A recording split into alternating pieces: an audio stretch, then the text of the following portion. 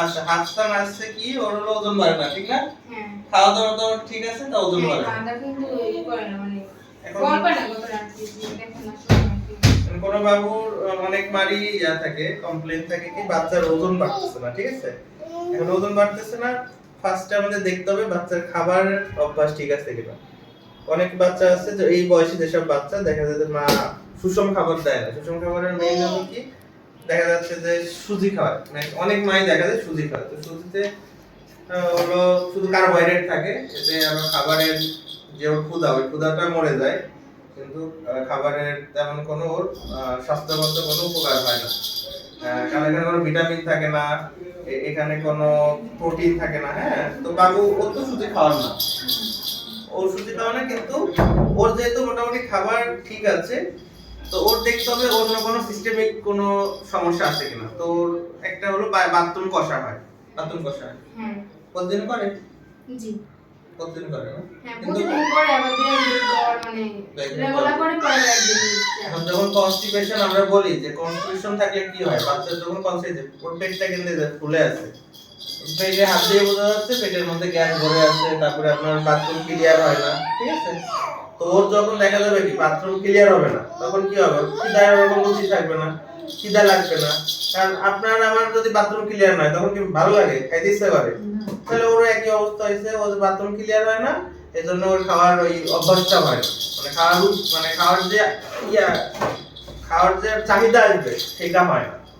তো ওইটা একটা কারণ আর একটা কারণ হলো ওর যেটা আমরা ইউরিন ইনফেকশন পেয়েছি ইউরিন ইনফেকশন প্রস্রাব বন্ধ হয়। হ্যাঁ ইউরিন ইনফেকশনও ওই যে ওর মানে যে বাথরুমগুলো মানে যে পাতলা যে বাথরুমগুলো অনেক গন্ধ এগুলো গন্ধের মতো বাথরুমে হ্যাঁ আচ্ছা বাথরুমে গন্ধ প্রস্রাব অতিরিক্ত গন্ধ প্রস্রাব অতিরিক্ত গন্ধ প্রস্রাব ইনফেকশনের অন্যতম একটা লক্ষণ। তো যখন দেখা যায় যে বাচ্চার গ্রোথ হচ্ছে না মোটামুটি খাবার দাবার খাচ্ছে তাইলে আমাকে খুঁজতে হবে ওর কোনো ব্লাড ইনফেকশন আছে কিনা ইউরিন ইনফেকশন আছে কিনা। তো ম্যাক্সিমাম ক্ষেত্রে দেখা যায় এরকম বাচ্চাদের ইউরিন ইনফেকশন থাকে ওরও ইউরিন ইনফেকশন আছে। তো যতদিন এই ইনফেকশন ঠিক না হবে ওর খাওয়া দাওয়ায় রুচি হবে না খাবার খেলেও দেখা যাবে গ্রোথ হবে না। হ্যাঁ তো আমরা ওই অনুযায়ী আমরা চিকিৎসা করব আশা করি পরবর্তীতে ওর ওজন ঠিকমতো বাড়বে। আর আপনি সুষম খাবার দিবেন। হ্যাঁ সুষম খাবার কি বাচ্চাদের সুষম খাবার আমরা বলি হলো খিচুড়ি ঠিক আছে।